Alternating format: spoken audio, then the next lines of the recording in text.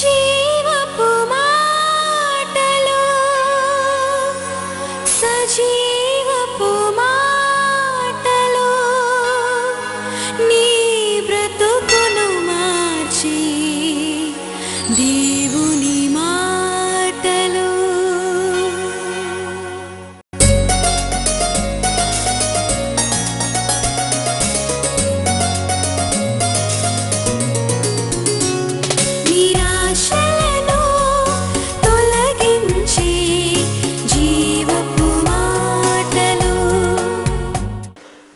మరి మానవునికున్న ఒక బలహీనత గురించి ధ్యానించబోతున్నాం. అది అబద్ధం ఆడుట, టెల్లింగ్ లైస్. అబద్ధం ఆడే స్వభావం గురించి మనము పరిశుద్ధ గ్రంథం నుండి నేర్చుకుందాం. అబద్ధం ఆడు పెదవులని, అబద్ధం ఆడు వ్యక్తులను గురించి ఇలాగ వాక్యంలో అనేకమైన చోట్లలో రాసి ఉంది. అబద్ధము దేవునికి చాలా అయిష్టమైన కార్యం, హేయమైన కార్యం. దేవుడు అసహ్యించుకునే పాపంలో ఒకటి ప్రధానమైన పాపము అబద్ధం ఆడడం. అబద్ధం ఆడడం చాలా అలక్కగా ఆడేస్తారు చాలామంది, ముఖ్యంగా విశ్వాసులు. యేసు రక్తమందు కడగబడిన వారి విలువ వారికి తెలిసి ఉండాలి. You're purged by the blood of Jesus. Yesu రక్తమందు కడగబడిన నీవు, నీ రక్తం మరి యేసు రక్త ప్రోక్షణ ద్వారా నీ హృదయము పరిశుద్ధపరచబడాలి. కానీ అంత అల్లాటప్పగా అంత సునాయాసంగా అబద్ధాలు ఆడకూడదు. ఎప్పుడు అబద్ధం ఆడకూడదు. దేవుని సహాయం నీకు కావాలి. సత్యవంతుడైన దేవుడు నీ జీవితంలో అద్భుతాలు చేయాలంటే ఎప్పుడు నువ్వు అబద్ధము ఆడకూడదు. దేవుడు అట్టి శక్తిని తప్పకుండా ఇస్తాడు. మన దేవుడు పరిపూర్ణుడు కనుక, మనం ఆయన పిల్లలం కనుక మనల్ని కూడా ఆయన పరిపూర్ణులుగా చేయగలడు. దేవునికి స్తోత్రం. ఆయన పరిశుద్ధుడు కనుక ఆయన పిల్లలమైన మనల్ని కూడా పరిశుద్ధతలోనే ఆయన నడిపించగలడు. దేవునికి స్తోత్రం. కనుక అబద్ధం ఆడే ఒక బలహీనత అండి మానవులందరికీ ఉంది. ఈనాడు పాస్టర్లు కూడా అబద్ధాలు ఆడుతున్నారని చాలామంది ఇలా చాలా సునాయాసంగా తీసుకుంటారు. నిజమే, మరి ఎవరో అబద్ధం ఆడుతున్నారని నువ్వు అబద్ధం ఆడకూడదు. సత్యవంతుడైన దేవుడు, యేసు ప్రభువుకు పేరు ఉంది సత్యం అని. దేవుని స్తోత్రం. హల్లెలూయా. ప్రభు నీ జీవితంలో ఉండాలి. ప్రభు నీ జీవితంలో నాయకుడిగా ఉండి అన్ని కార్యాలు చేయాలి. నువ్వు పిలిస్తే పలకాలంటే సత్యవంతుడైన దేవుడు, సత్యం అనే పేరుతో ఉన్న ప్రభు నీలో ఉండాలి. నీకు తోడుగా ఉండాలంటే ఏనాడు అబద్ధం ఆడు. ద మూమెంట్ యు లై, the spirit of God is grieved. పరిశుద్ధాత్ముడు దుఃఖపరచబడుతున్నాడని మర్చిపోకూడదు. మరి అబద్ధం ఆడే స్వభావం ఉంటే ఈరోజే మనము తొలగించుకోవాలి. అబద్ధం ఆడేవాడు ఎవడో మీకు తెలుసా? సాతానుడు. వాడు అబద్ధికుడు, అబద్ధములకు జనకుడు. Is called the father of lies. ఆదికాండం 3వ అధ్యాయంలోనే అవ్వతో అంటాడు, ఇది నిజమా, ఇది నిజమా? అలాగే చెప్పినాడు. అలాగే మీరు చావరు. అదొక అబద్ధం. చూడండి, అబద్ధం ద్వారా వచ్చిన కీడు మరి నాశనం మీరు చూస్తున్నారు. పరదైసు నుండి ఆదాము అవ్వలు వెళ్ళగొట్టబడినారు. వేర్ దెర్ ఇస్ లై దెర్ ఇస్ డిస్ట్రక్షన్. ఎక్కడ అబద్ధం ఉందో అక్కడ కీడు కూడా ఉన్నట్టు మనకు అర్థమవుతుంది. కాబట్టి సత్యవంతుడైన దేవుడు, ఆయన అబద్ధం ఆడనేరని దేవుడు అంట. తీతుకు రాసిన పత్రిక 1వ అధ్యాయం 4వ వచనంలో ఆయన అబద్ధం ఆడనేరని దేవుడు. అవర్ గాడ్ కెనాట్ లై. ఆయన అబద్ధం ఆడుటకు నరుడు కాడంట, మాట తప్పడానికి మానవుడు కాడు. అంటే ఇంత గొప్ప దేవుడు, పరిశుద్ధమైన దేవుడు నీలో ఉండాలి. కార్యాలు చేయాలంటే నువ్వు అబద్ధాలకు దూరంగా ఉండాలి. సామెతలు 30లో ఒక ప్రార్థన ఉంది. 38వ వచనంలో వ్యర్థమైన వాటిని అబద్ధములను నాకు దూరంగా ఉంచు, దూరంగా ఉంచు. Keep away all lies from my life lord. ప్రతి అబద్ధం అసలు ఎందుకు ఆడాలి? విశ్వాసం. 2 బలమైన కారణాలు ఉంది ఒక వ్యక్తి అబద్ధం ఆడడానికి. ఒకటి, భయం ద్వారా అబద్ధం ఆడతారు.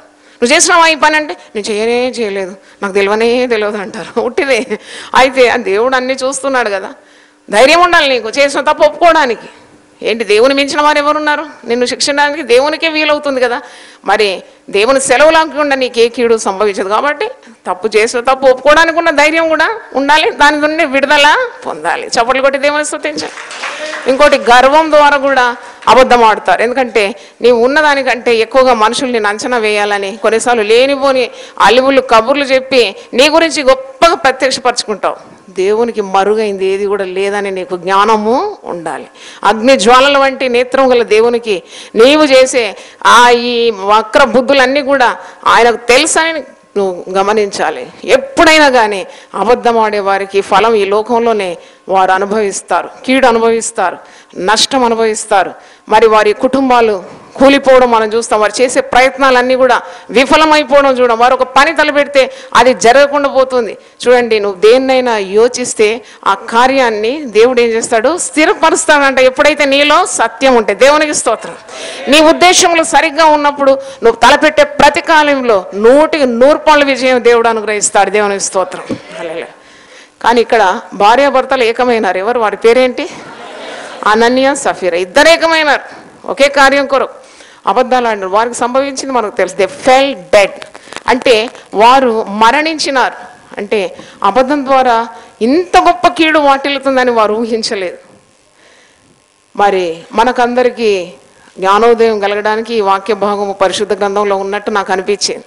అబద్ధం ఆడేవారు ఎక్కడ పడతారంటే మండుచున్న అగ్నిగుండములో వారు మరి అగ్ని గంధకములతో నిండి ఉన్న అగ్నిగుండములో వారు పడతారని ప్రకటన గ్రంథం 21వ అధ్యాయము 8వ వచనంలో మనము చూస్తున్నాం. కొందరు అంటారు చిన్న అబద్ధం ఆడినానని. అబద్ధంలో చిన్న అబద్ధం పెద్ద అబద్ధము లేదు. అబద్ధమే చెప్పండి. అబద్ధం లేదు. ఒక చిన్న అబద్ధం ఆడినానండి. చిన్న అబద్ధం అని ఎక్కడ ఉంది? తప్పే కనుక అటు చిన్న అబద్ధాలు కానీ పెద్ద అబద్ధాలు కానీ అన్ని అబద్ధాలు వదిలిపెట్టాలి. యూపీఎఫ్లో ముఖ్యంగా. దేవునికి స్తోత్రం. హల్లెలూయా. మరి కొందరు అంటారు వైట్ లై అంటారు. వైట్ లై అంటే ఎవరికి హాని కాకుండా నిన్ను నీవు తప్పించుకోవడానికి ఒక వైట్ లై ఆడేసినానమ్మా. వైట్ లై నేను అంటే ఒక తెల్లని అబద్ధం. మళ్ళీ చెప్తున్నాను, తెల్లని అబద్ధం నల్లని అబద్ధం కూడా లేదు. అబద్ధమే. చిన్న అబద్ధమైన పెద్ద అబద్ధమే. తెల్ల అబద్ధమైన నల్ల అబద్ధమైన. కనుక ఈరోజు నువ్వు ప్రార్థన చేయాలి, దేవా ఈ అబద్ధం ఆడే పాపం నుండి నన్ను విడిపించమని. చాలామందికి అలవాటు అబద్ధం ఆడు. మరి మాట్లాడేస్తూ ఉంటారు అన్నమాట. లేనిపోనివన్నీ కూడా చెప్తూ ఉంటారు. మరి ముఖ్యంగా మనం గమనిస్తాం కదా, ఎవరైనా అప్పుల వాళ్ళు వస్తే పిల్లలకే నేర్పిస్తారు తల్లిదండ్రులు. ఏమో చెప్తాను, నాయన లేడు, పప్ప లేడు, మమ్మీ లేదు అంటే చిన్న బిడ్డలకి ఉగ్గుపాలతో అబద్ధాలే నేర్పిస్తున్నట్టు అనిపిస్తుంది. చిన్న బిడ్డలకు అసలు ఎంత అమాయకులు, పవిత్రులు అయినా ఈ తల్లిదండ్రులు ఇలాంటి అబద్ధాలు పిల్లలకు నేర్పిస్తారు. మరి ఏదైనా సెలవు దినం వచ్చి ఇంట్లో ఉన్నప్పుడు అప్పుల వాళ్ళు వచ్చేస్తారు కదా, తలుపులు తట్టున్నప్పుడు లేడు డాడీ లేడని చెప్పమని అని అంటారు. ఇవన్నీ కూడా మనం విశ్వాసులుగా మరి ఇలాంటి స్వభావాన్ని మానుకోవాలని మరి ఈరోజు వాక్యం నుండి మనం నేర్చుకోవాలి. వ్యర్థంగా ఇతరులను పొగుడుతూ ఉంటారు. They don't mean it, at heart they won't mean it. హృదయంలో వారి మీద ఏ మంచి అభిప్రాయం ఉండదు. అయినా కానీ ఉట్టిగా పెదవులతో ఏం చేస్తారు? వాళ్ళు పొగుడుతూ ఉంటారు. అట్టిది కూడా దేవుని సన్నిధిలో చాలా గొప్ప పాపం అది. ఎందుకంటే హృదయము అంతరింద్రియములు పరిశీలించేది ఎవరు? దేవుడు. ఆ భయం నీకు ఉండాలి. మనుషులు ఏదో చూస్తున్నారు నిన్ను మెచ్చుకుంటున్నారని కాదు, ప్రభువు మెచ్చుకుని వాడే ధన్యుడు. హల్లెలూయా. కనుక ఒట్టొట్టిగా ఇతరులను పొగడము, వెనుక మరి ఒకటి మాట్లాడడము, ఇవన్నీ విశ్వాసులకు తగదని మరి మనం నేర్చుకోవాలి. కానీ ఉన్న మాటిని కొన్నిసార్లు ఏం చేస్తారంటే ఎక్కువగా ప్రదర్శిస్తారు. కనుక నీవు ఆయన సేవ చేసినా, ఆయనను వెంబడించినా, ఆయనని హృదయంలోకి స్వీకరించినా సత్యము అని నీవు మర్చిపోకూడదు. అబద్ధానికి నువ్వు దూరంగా ఉండాలని నేర్చుకోవాలి. కాబట్టి జాగ్రత్తగా ఉండాలి. అబద్ధములు మనము దూరము చేసుకోవాలి. 10 ఆజ్ఞల్లో ఒకటి, నీ పొరుగు వాని మీద నీ అబద్ధ సాక్ష్యము పలకకూడదు. యేసు ప్రభువు మీద కూడా అబద్ధ సాక్ష్యాలు పలికిన మరి ప్రభువును అప్పగించినట్టు మనం మత్తయి సువార్త 26వ అధ్యాయంలో చూస్తాం. 2 అబద్ధ సాక్షులను పిలిచి దేవాలయం పడగొట్టి తిరిగి 3 దినముల్లో కడతాడని యేసు ప్రభు అనని మాటను వారు అక్కడ అంటూ ఉన్నట్టు మనం చూస్తాం. అబద్ధములు, ఇతరుల మీద అబద్ధ సాక్ష్యములు చెప్పడం అది దేవునికి ఏమాత్రం ఇష్టం లేదు. 10 ఆజ్ఞలు చేయకూడని పాపాల్లో 10 ప్రధానమైన పాపాల్లో ఒకటి అబద్ధ సాక్ష్యము పలకడం అని మనము గమనిస్తూ ఉన్నాం.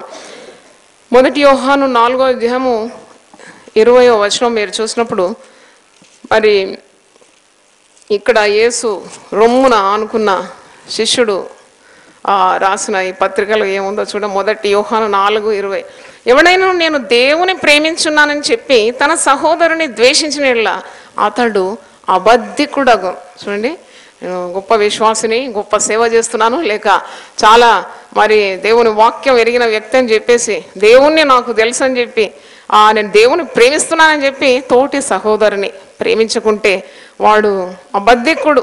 తాను చూచిన సహోదరుని ప్రేమింపని వాడు తాను చూడని దేవుని ప్రేమింపలేడు. దేవుని ప్రేమించేవాడు తన సహోదరుని కూడా ప్రేమింపవలనను ఆజ్ఞ మనం ఆయన వలన పొంది ఉన్నాం. అంటే ఒకవేళ నీకు దేవుడు తెలుసు, నేను దేవుని ప్రేమిస్తున్నానని చెప్పి, దేవుడు ప్రేమస్వరూపి కనుక నీ తోటి సహోదరుని నీవు అలా ప్రేమించకుంటే అబద్ధికుడు అయిపోతావాడు.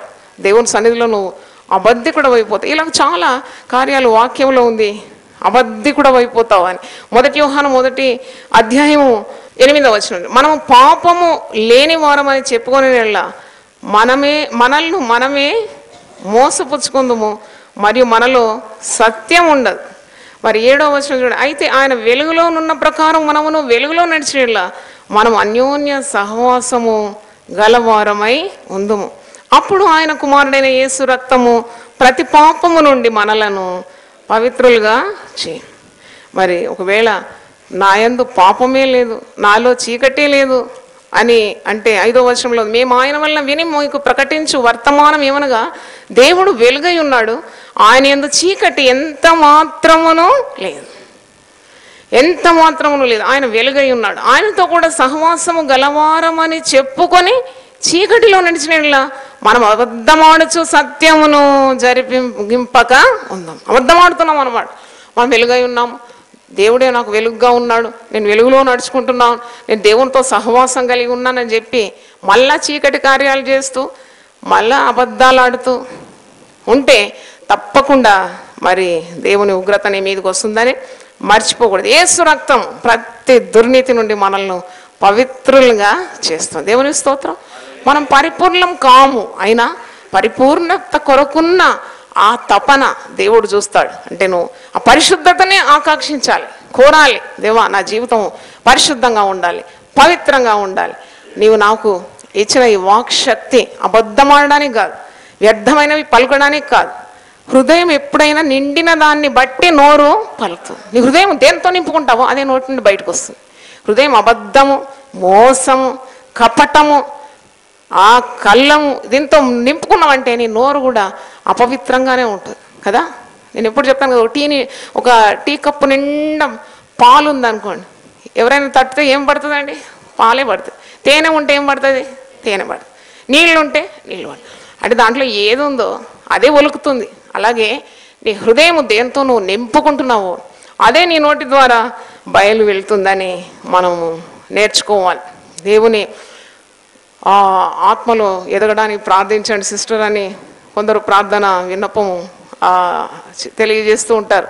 నాకు స్పిరిచువల్ గ్రోత్ కావాలంటారు. అదంతా మంచిది, కానీ నీవు స్పిరిచువల్గా గ్రో కావాలి, లేకుంటే ఆత్మీయ జీవితంలో నీకు మరి ఉన్నతమైన స్థానంలో రావాలంటే మరి వాక్యం ఏమని నీకు బోధిస్తుంది. ఒక్కసారి 15వ కీర్తన, యెహోవా నీ గుడారములో అతిథిగా ఉండదగిన వాడెవడు? నీ పరిశుద్ధ పర్వతము మీద నివసింపదగిన వాడెవడు? యథార్థమైన ప్రవర్తన కలిగి నీతిని అనుసరించు హృదయపూర్వకముగా నిజము పలుకువాడే. హల్లెలూయా. నీ పరిశుద్ధ పర్వతం మీద నివసింపదగిన వాడేవాడు అంటే దేవునితో నీకు సన్నిహితమైన సంబంధం ఉండాలి, దేవుడు నీకు తోడు ఉండాలి, దేవుడు అన్ని కార్యాలు నేను దీవించాలి, దేవుని సన్నిధిని అనుభవించాలంటే నీకు కావాల్సిన యోగ్యతలు ఉండాలి. ఇక్కడ చూస్తే నీవు యథార్థమైన ప్రవర్తన కలిగి నీతిని అనుసరించి హృదయపూర్వకంగా నువ్వేం పలకాలి? నిజము పలకాలి. హల్లెలూయా చెప్పండి. హృదయపూర్వకంగా నిజం పలకాలి. అట్టివాడు నాలుకతో కొండెములు ఆడాడు, తన చెలికానికి కీడు చేయడు, తన పొరుగు వాని మీద నింద మోపడు, అతని దృష్టికి నీచుడు అసహ్యుడు. ఇంకో మాట చూడండి, అతడు యెహోవా యందు భయభక్తులు గల వారిని సన్మానించును, అతడు ప్రమాణము చేయగా నష్టము కలిగినను మాట తప్పడు. హల్లెలూయా. ఎంత ఈజీగా మాట తప్పుతాం కదా. రేపు రండి, రేపు ఇస్తానండి, బదులు మీకు మీరు ఇవ్వాల్సిన డబ్బు రేపిస్తాను. ఆ రేపు అని గోడ మీద రాస్తే ఎప్పటికీ రేపే ఉంటుంది. రేపు వచ్చిపోతాడు, ఎల్లుండి వచ్చిపోతాడు, రేపు రేపు రేపు అని అంటే ఇలాగూ చాలా సునాయాసంగా అబద్ధాలు ఆడేస్తూ ఉంటారు. ఇక్కడ చూడండి, నువ్వు నిజంగా దేవుని బిడ్డవైతే ఒక మాట ఇస్తే, నువ్వు ప్రమాణం చేస్తే నీకు ఒకవేళ నష్టం కలిగినా కానీ ఆ మాట తప్పదు, ఆ మాట తప్పదు, ఆ మాట మీద నిలబడాలన్నమాట. ఎందుకంటే నువ్వు సత్యవంతుడైన దేవుని బిడ్డవు. మరి 24వ కీర్తన చూడండి, 3వ వచనం, యెహోవా పర్వతమునకు ఎక్కదగిన వాడేవాడు, ఆయన పరిశుద్ధ స్థలములో నిలవదగిన వాడేవాడు. వ్యర్థమైన దాని యందు మనసు పెట్టకయు కపటముగా ప్రమాణము చేయకు. నిర్దోషమైన చేతుల్లో శుద్ధమైన హృదయము కలిగి ఉండువాడే అనే వాక్యము బోధిస్తుంది. దేవునికి స్తోత్రం.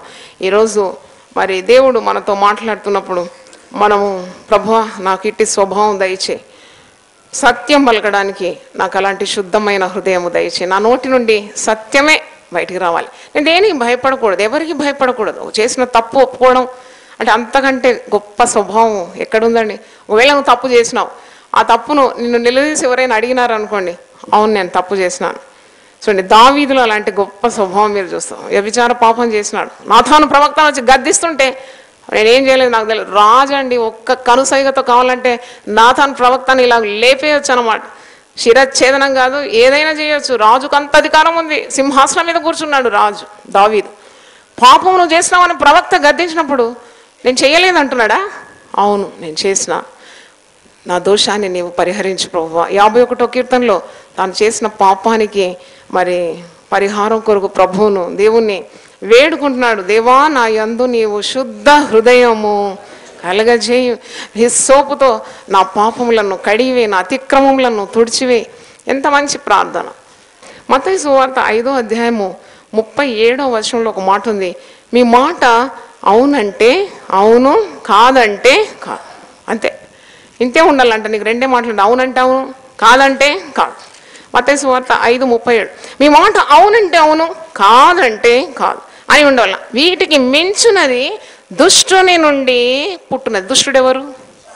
దీనికి మించింది రెండు కాకుండా ఇంకొకటి మధ్యలో ఉందంటే తప్పకుండా అది దేవుని వల్ల కాదు, అది దుష్టు నుండి పుట్టిందని. దుష్టుడు అంటే కింద ఫుట్ నోట్లో నేను చూసినాను, కీడు నుండి, కీడు కొరకు, కీడు నుండి మరి పుట్టిందని.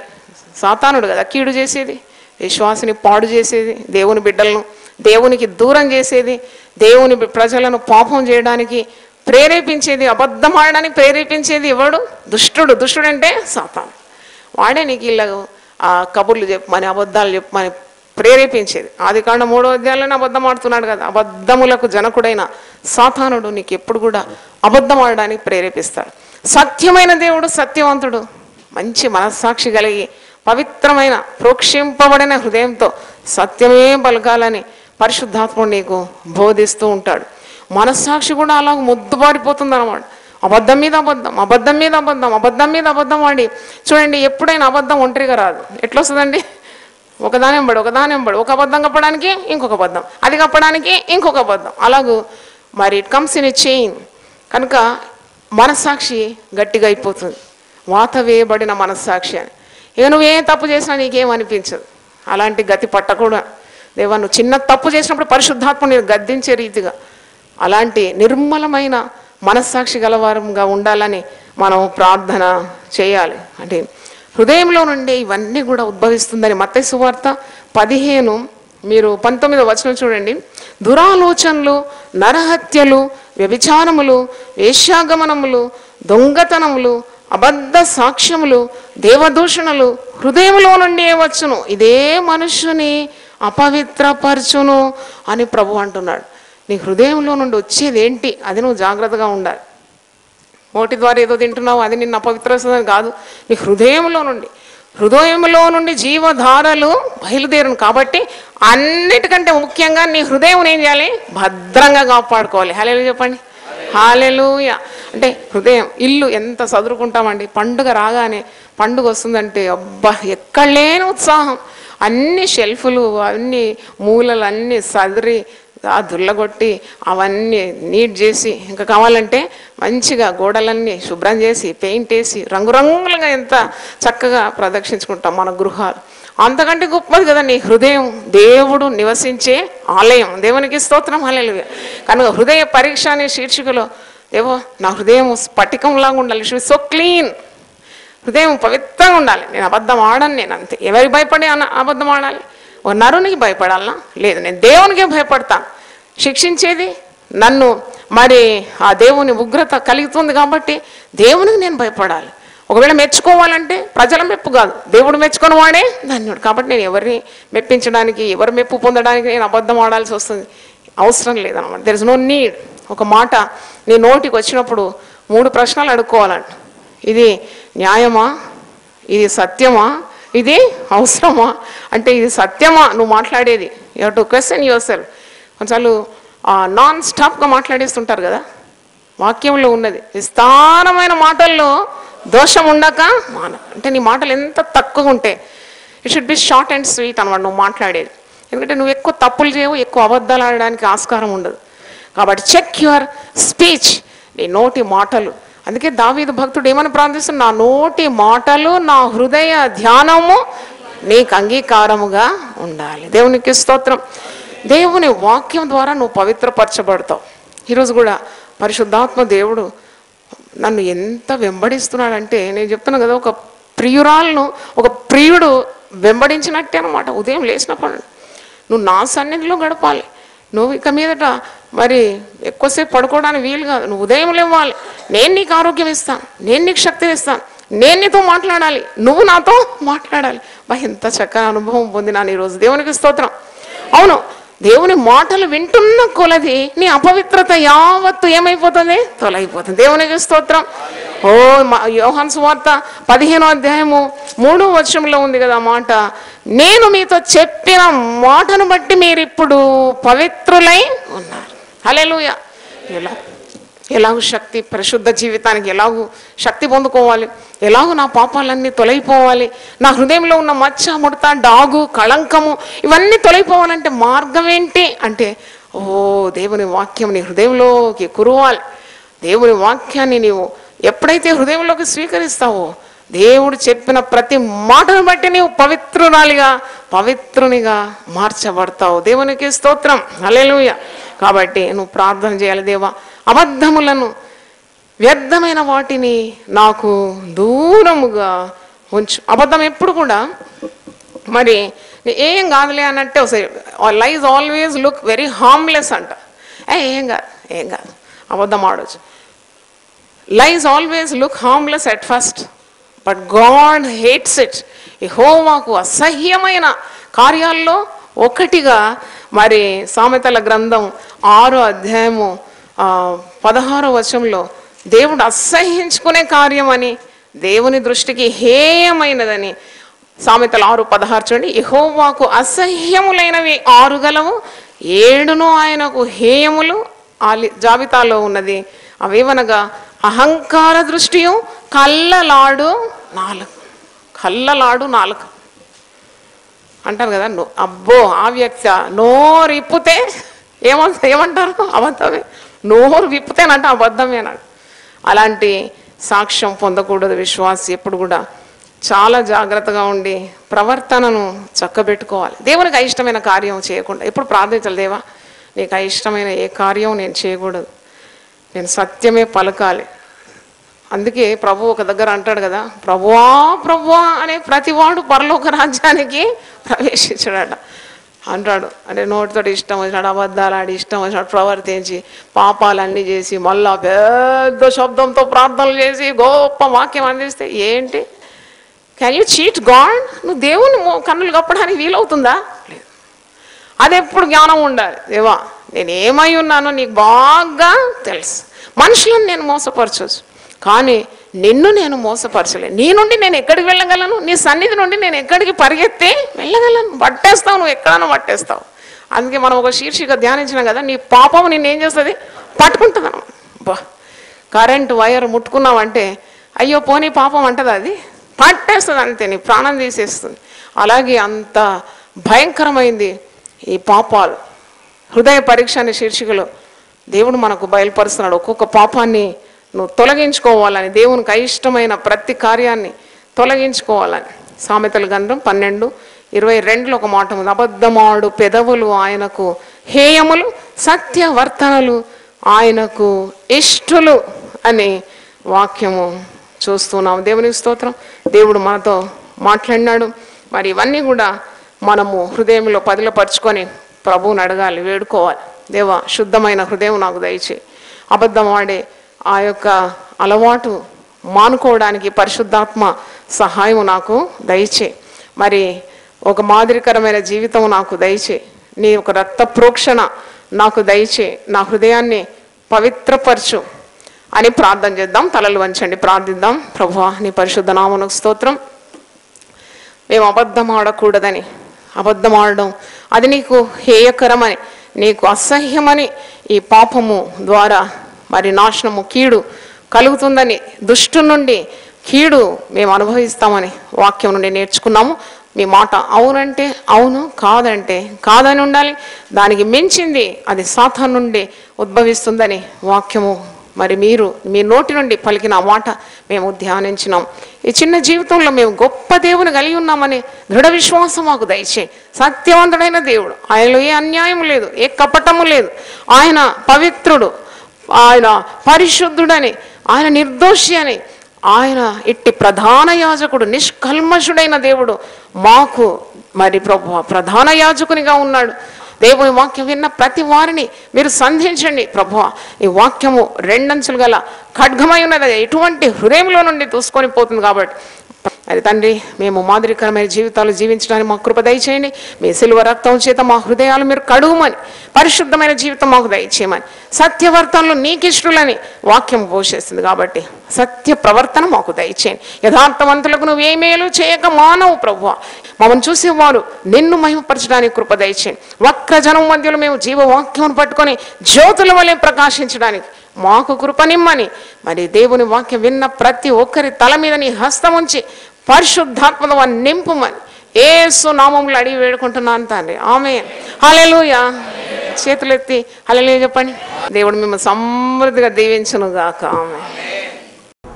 ఇంతవరకు మీరు సిస్టర్ జాయ్ చెరియన్ గారి సందేశం విని ఆశీర్వదింపబడ్డారని నేను నమ్ముచుంటున్నాను.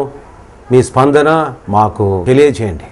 మరియు మీ ప్రార్థన అవసరతలు మా ఆత్మీయ పుస్తకములు పొందుకొనుటకు మాకు ఫోన్ ద్వారా కానీ, లేక ఉత్తరం ద్వారా కానీ, మరి ఈమెయిల్ ద్వారా కానీ మాకు తెలియజేయాలని మేము మీకు మనవి చేస్తున్నాము. మా address sister Joy Cherian, united people's fellowship, house number 1-9-52/E/3, Ramnagar, Hyderabad 5,20,000.